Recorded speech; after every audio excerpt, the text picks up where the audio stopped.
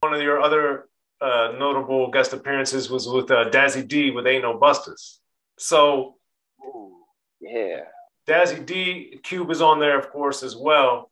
So with Dazzy D, you know, it's always interesting because he didn't, you know, get, I think, a lot of the same attention that a lot of other artists did. And he worked with a lot of the biggest dudes. So I want you to break down from your perspective what made Dazzy D like a good artist or somebody that you really enjoyed working with. Dazzy D was his whole style was different. And this dude, he's not a follower. He don't try to follow the trends. He makes his own lane. And Dazzy was always hungry. He was hungry. Dazzy was hungry from the beginning. If I'm not mistaken, I think in the beginning he was trying to get Cube to sign him or bring him in. I mean, well, he was already part of Lynch Mob. He was Lynch Mob because he was on tour with Cube on stage, everything. He was Lynch Mob. But I think when he didn't get pulled in as far as to be like, okay, Dazzy, you next to do your album. He fuck it, I'm finna go make my own way. And he made his own way. He went and did his own thing. I think he got Battle Catcher produced tracks for him. He got Cube to get on the track. He got me to get on the track. And like I said, he made his own way, man. I salute my man Dazzy, man, because he made a lane for himself. He made a lane for himself. Even to this day, he's still doing his thing. Absolutely. Absolutely. But I think arguably my favorite guest appearance from you of this is Do You Like Criminals from Bow Down, Westside Connection. Oh, yeah. Because, man, that song is not only is it super hard, but it's super savage. I think lyrically, there's a lot of savageness going on in that song. But I really liked how you were playing off Boogie Down Productions in there with The Girls Look So Good. So that being said, I know Cube and Dub in particular, and then you with this reference, all love Boogie Down Productions. It seemed like. So what was it about Boogie Down Productions that you liked? Man, that first album, man, was one of my favorite albums, bro. I'm not even gonna lie. The Bridge Is Over. I mean, that's what I grew up on. I mean, I'm not gonna lie. I mean, of course, I grew up on some of the early West Coast stuff, Egyptian Lover, Ice-T, LA Dream Team. But I would be lying if I didn't say a lot of the East Coast stuff played a part, you know, in my development as an MC, because I listened to a lot of that. And I don't know, man. It was just I just love that album, man. That album was that album was a masterpiece, man. And a lot of notable like sayings or whatever stood out in my head, and that was one of them. Yeah, Criminal Minded is a masterpiece. That's also one of MC Ren's favorite albums too. I did a segment with MC Ren about Criminal Minded because he loves that too. And then just knowing Dub and hanging out with Dub so much over the years, I know he loved Criminal Minded as well. Man, so, yeah. Bro, that's a hard album, man. Yeah, that's a hard. Criminal Minded, man. Don't get me started, man. Don't get me started. Yeah. Yeah, that's a great one. And then of course you're on the Hoo-Bangin remix on there as well. And to not only be on Bow Down, but then to be on two songs, what was the significance of that for you? I felt blessed, man. I felt blessed. I didn't even know I was gonna be on one song. You know, I didn't. I think when Cube got at me about to do like Criminals, I was ready for that. But then when the Hoo-Bangin remix came about, and I was surprised because I for one, I mean, that song was off of Mac 10's album, the Hoo-Bangin by itself. So when he came with the idea to do the remix and have everybody from the whole clique get on it, I was like, whoa, okay, let's go. But off top, initially, here we go again with this. I'm like, K-Dee, once again, the only laid back, smooth person. Everybody in the whole clique is gangster. Like, how am I gonna fit in? How am I gonna fit in with all these gangsters? And then like you got Mac 10, you got Cube, you got D.O.C, and then after that, now you got Gangster, you got K Mac, you got Binky Mac, and then you got my man Squeak Root. Like all these dudes are notable. Like, so I'm like, man, how you know? Fuck it. Just come in with the bullshit after bullshit. What is this? And that was all she wrote. I remember Mac 10 coming to me after that and was like, man, that's how you come with that shit, bro. Because I know they probably was thinking the same thing. Like, how is K-Dee gonna fit in on this with this smooth shit? And this is a song called Hoo-Bangin. Like, what K-Dee gonna come with? What he gonna come with? So I didn't tell nobody my little verse before I came in. It was just like, all right, K-Dee, your turn, going in there. And when I went in there and did it, when I came out, everybody was like, okay, okay. Because they didn't expect that. They didn't expect that. Huh. Yeah, because it's interesting you're saying all this, because when I heard the Aunt Banksy song you did, Make Money with CJ Mack. Oh, yeah. That one was one I was like, now that's an interesting pairing, because CJ Mack is so hard. Yeah. That's no, go ahead. What you gonna say? No, go ahead. No, yeah, that's another crazy one too. If I remember correctly, I think Cube called me and told me that Ant Banks was doing a compilation, and he had one more slot, and he was considering me, and did I want to be a part of it? I'm like, bro, like what? You gonna ask me? Do I want to? I mean, of course I want to be a part of it. So he like come to the studio. Bam! I get to the studio, and they tell me the concept of the song or whatever. They play it for me. Like, I hit a hook and everything, and they tell me I'm gonna be on there with CJ Mack. I'm like, well, at this time, I don't think I had met CJ Mack at the time. I don't think I had met him. So once again, in my mind, another gangster dude. I'm like, I gotta do my thing. I gotta shine. I gotta show out. But when CJ Mack came and did his part, man, I was like, whoa. It blew me back, man, because CJ Mack came with it. He came with it. So I ain't even gonna lie, man. I was a little intimidated, man. But I was like, forget it, man. You K-Dee, man. You people love you for you being K-Dee. Just do your K-Dee shit. So I just went in there and laid it out, man. That's a classic right there. I love that song too, man. And a lot of people hit me up in the streets about that song too, man. A lot of people like, man, I love that song with you and CJ Mack, man. Make money on Ant Banks' Big Things. Yeah, I get a lot of love from that song. Yeah, that's a great one. And I think Ant Banks is another one that doesn't get enough credit, because he's incredible. He's incredible. Real. He's incredible. Man, that dude is nice with it, man. Like, for real. Nice with it. Humble guy too, man. He real cool. Hella cool, man. Hella cool dude. Yeah. Now, of course, you're on the Dangerous Ground soundtrack, but the thing that I was intrigued about was the Devin the Dude stuff. So how'd you link up with Devin? Yeah, that's another story in itself too. I almost missed that boat. This is around the time when I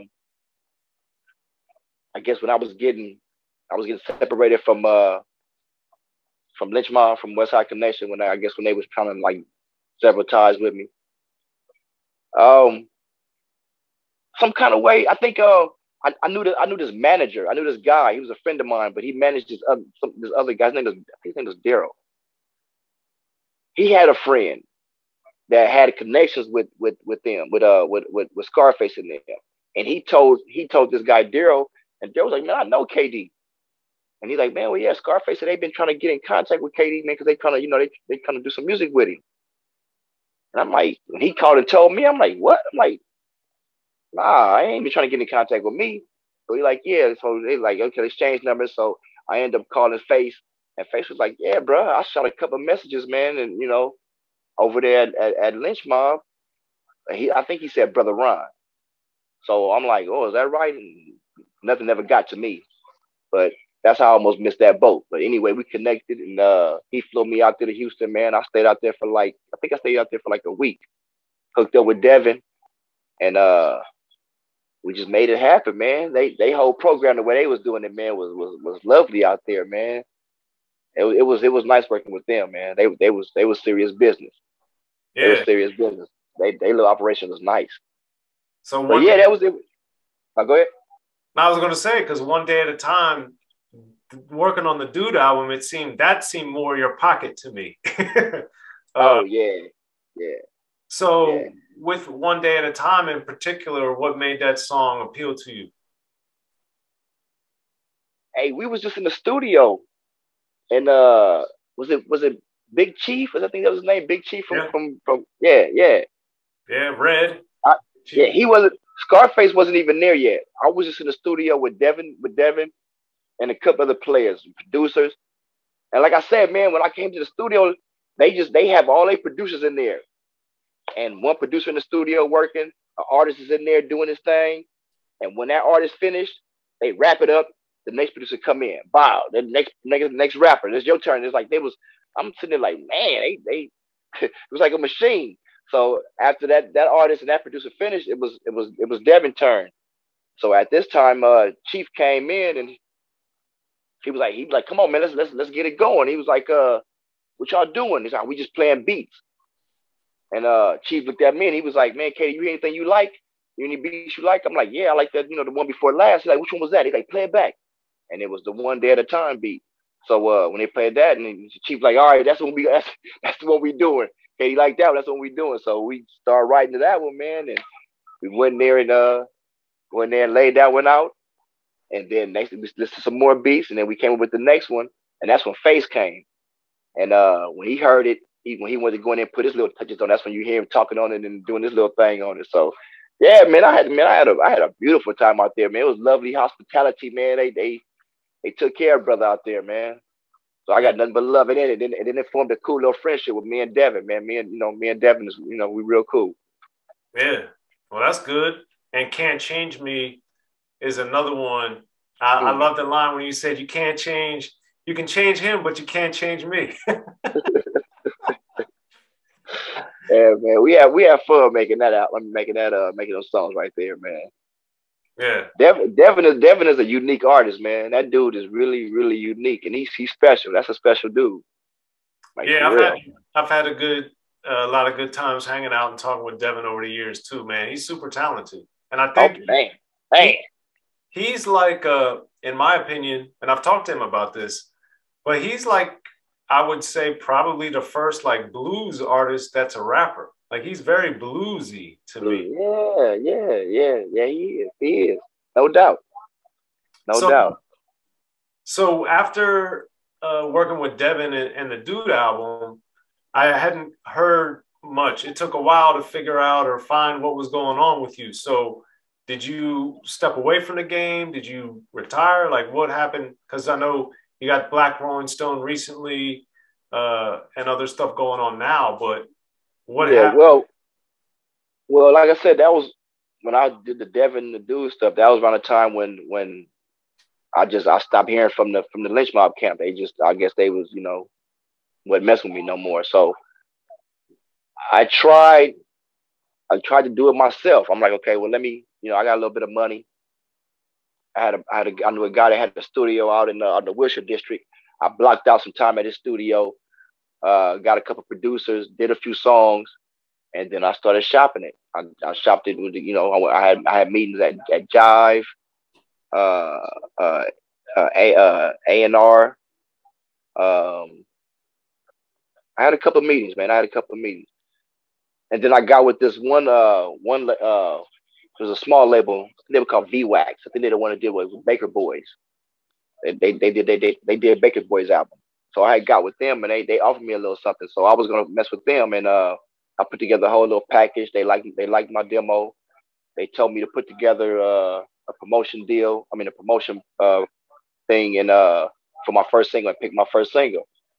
I did all that and next thing you know, they somehow some kind of way they just disappeared. They number got disconnected and I'm like, what the fuck? So I don't know. I don't know. I kind of feel like, well, I start hearing from other people, like, man, I think you think you've been blackballed. I think some Cuba or something. They start saying stuff like that, and it kind of got to me, man. And I just got sour on the game. I'm like, like I said, me and Cuba was like best friends, bro. So when it got to that point, I'm like, if this dude like that is my best friend, and they can go that way with him, I'm like, like fuck the rest of these people, man. So I just took a back seat to the game, man, and started working. I just started working. I just left it alone. Okay. But then I'd known that you had the Black Rolling Stone a couple of years. So what made that a time that you wanted to get back into the game? Well, I had kids, and the computer era started getting real big.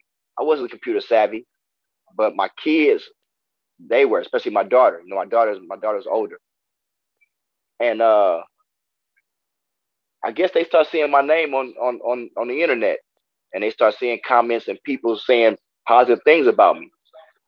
And my daughter called me telling me, she's like, "Dad, people on the internet saying that your album was the most slept on album, and what happened to him, and he need to come back, and why didn't he do another album?" And so when I start getting on it, and I start seeing it, and I'm not gonna lie, it made me feel good. I'm like, damn, like people miss me, like, okay.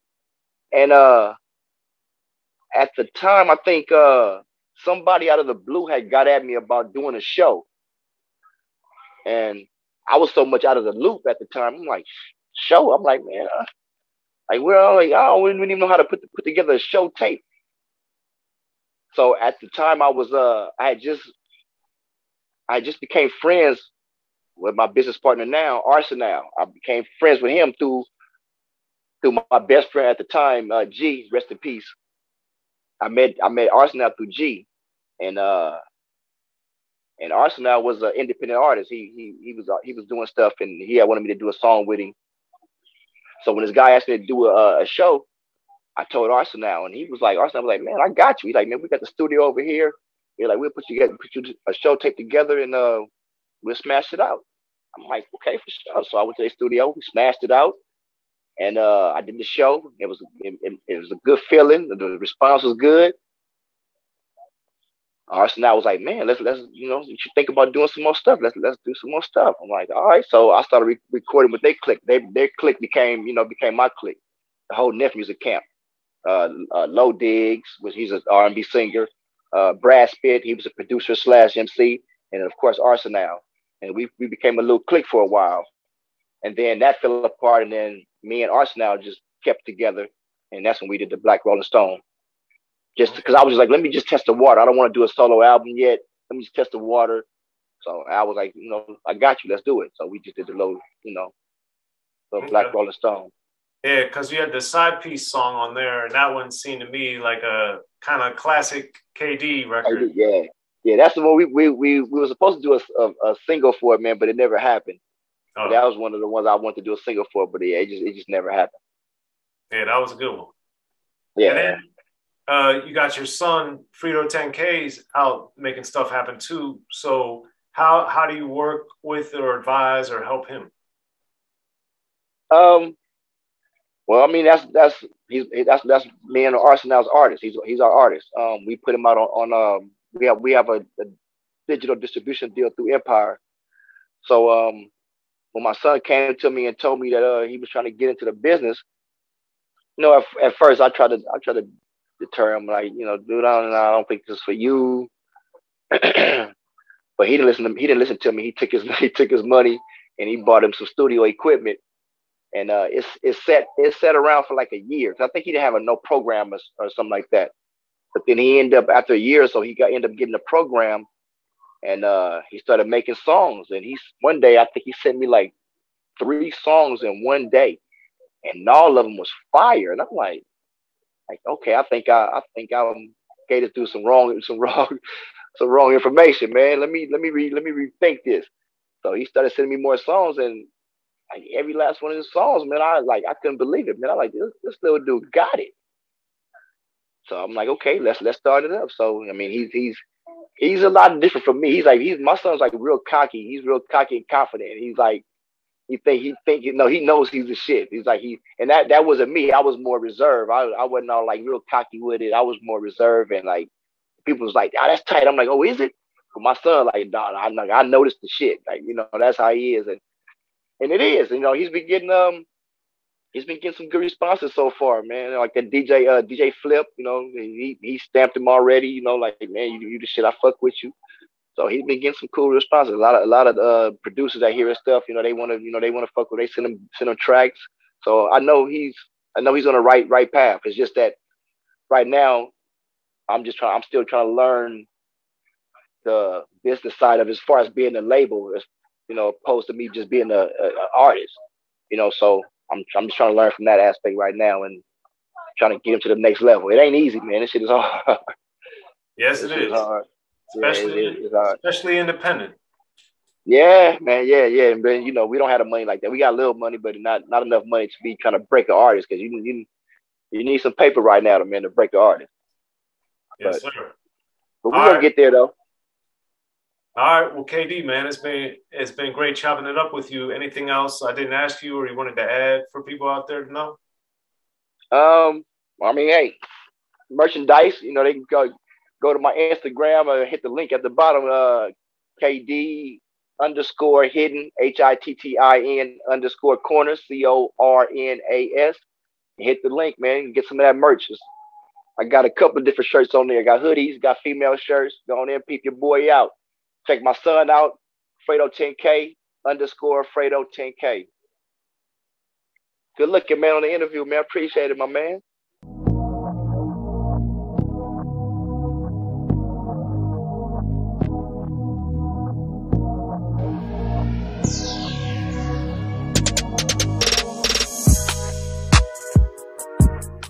Be sure to check out the History of Gangster Rap by Soren Baker. He's official. History of Gangster Rap features exclusive interviews with Ice-T, Snoop Dogg, MC Ren, the D.O.C, and dozens of others. The History of Gangster Rap, a definitive look at how Los Angeles changed rap forever. In Los Angeles, the streets definitely set the tone of the hip-hop music. At 19, I got a $50,000 car. My whole angle always was, I'll be street, but I will always tell you the horrors that go along with this life. There will be penalties and casualties for just wearing the wrong color in somebody's neighborhood. And once gangster rap made it from the streets to the TV, the genre exploded. What's that 5 on Yo MTV Back with NWA? Yo MTV, it just catapulted us from being local heroes to national gangbang rappers. The History of Gangster Rap discusses it all from 1980 up till today. It's always gonna be shit happening in the streets. You know what I mean? So it's always gonna be something to talk about. The History of Gangster Rap in stores now.